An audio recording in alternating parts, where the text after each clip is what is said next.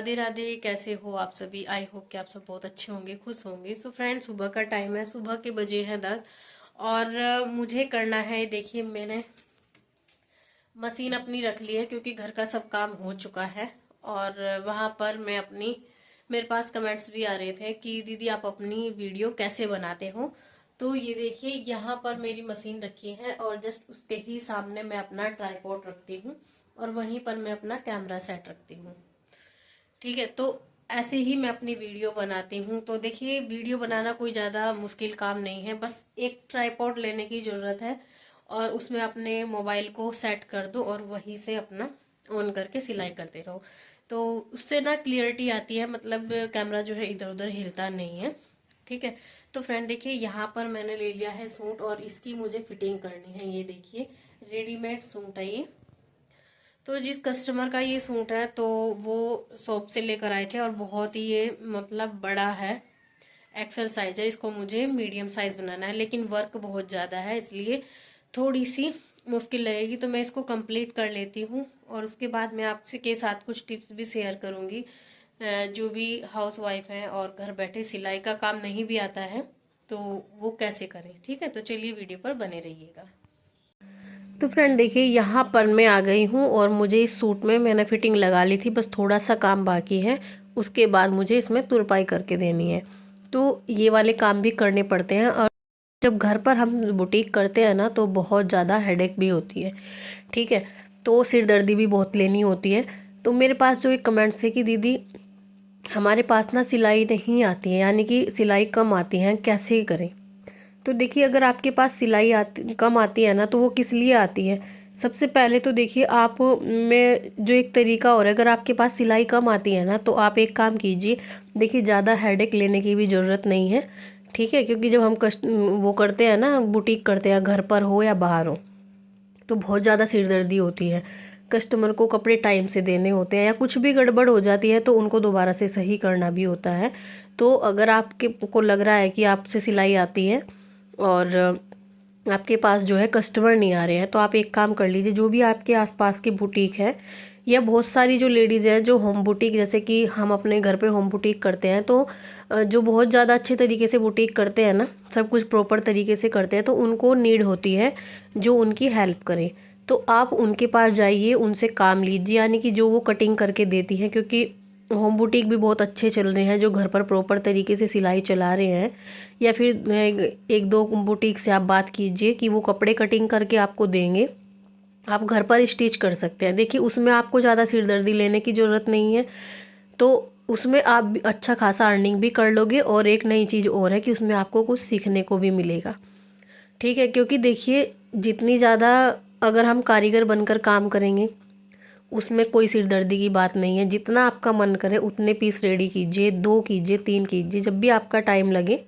ठीक है, तो उसमें कोई इतनी ज़्यादा सिरदर्दी नहीं है कि आपको टाइम से देने हैं या आज आपको 5-6 पीस रेडी करने ही हैं। तो जितना आपको अर्न करना है, जितनी आप पीस बनाओगे उसी के हिसाब से आपको अर्निंग होगी। ठीक है, लेकिन अगर आपको ये लगता है कि मैंने बुटीक ओपन किया हुआ है लेकिन कस्टमर नहीं आ रहे, तो ये बहुत अच्छा ऑप्शन है। उससे आपको क्या होगा कि आपकी प्रैक्टिस भी हो जाएगी और आपको नॉलेज भी हो जाएगी कि जो बुटीक वाले हैं वो किस तरीके से अपने कस्टमर को गेन करते हैं। इससे आपको देखिए पैसा भी मिलता रहेगा और नॉलेज भी होगी। ठीक है, क्योंकि कुछ भी गड़बड़ है ना, वो सिर्फ ओनर की होती है। अगर आप सही से फिटिंग नहीं दे रहे हो, आप सही से उनके गले नहीं बना रहे हो, ठीक है, तो वो आपको सिखाएंगे कि इस तरीके से यहाँ पर ये इस तरीके से कटिंग करनी है या इस तरीके से सिलाई करनी है। तो उसमें आपको पैसों के साथ साथ में सीखने को भी मिलेगा। ठीक है, तो ये परेशानी आप, ये जो है ना कि कस्टमर नहीं आ रहे हैं, तो ये वाला आप हल निकाल सकते हो अगर आपको सही लगे तो। ठीक है, दूसरी चीज़ है कि अगर आपसे सिलाई भी नहीं आती है, थोड़ा बहुत आपसे मशीन चलाना आता है और आप अर्निंग करना चाहते हैं, तो आप एक वो है कि अगर 2-4 बुटीक आप ले लीजिए, 3-4 बुटीक जो भी के आसपास हैं उनसे आप बात कर लीजिए और वहाँ पर आप फॉल पिको के लिए जो साड़ियाँ आती हैं वो अपने घर पर लेकर आ सकते हैं। क्योंकि आजकल साड़ी पे फॉल लगाना भी ना बहुत आसान हो गया है। उसमें आपको कुछ खर्चा भी नहीं करना पड़ेगा और टाइम भी बहुत कम लगेगा। एक साड़ी पे 10 मिनट लगती हैं, क्योंकि आजकल के जो साड़ी के फॉल है ना, नीचे साइड से नीचे मशीन से लगाने लगे हैं। उसमें बहुत प्रॉब्लम नहीं आती है, क्योंकि जो बिछा वगैरह इलझती है ना, उसमें प्रॉब्लम आती थी, तो मशीन से ही चल गया है। मैं भी लगाती हूँ नीचे, मशीन से ही लगाती हूँ। तो आप बुटीक से बात करके 3-4 बुटीक से बात कर लीजिए, साड़ी घर पर ले आइए फॉल पिको के लिए। ठीक है, तो वहाँ पर आप फॉल भी लगा सकते हैं, उससे भी आपको अच्छी खासी अर्निंग हो जाएगी। और फॉल लगाने में कोई इतनी मेहनत भी नहीं है, धागा सब वो देते हैं, रील वगैरह जितना भी जो भी उनका है वो सब देते हैं, तो आपको अपना कुछ लगाना भी नहीं पड़ेगा। घर बैठे अर्निंग भी होगी और आपको एक नॉलेज भी मिलती रहेगी।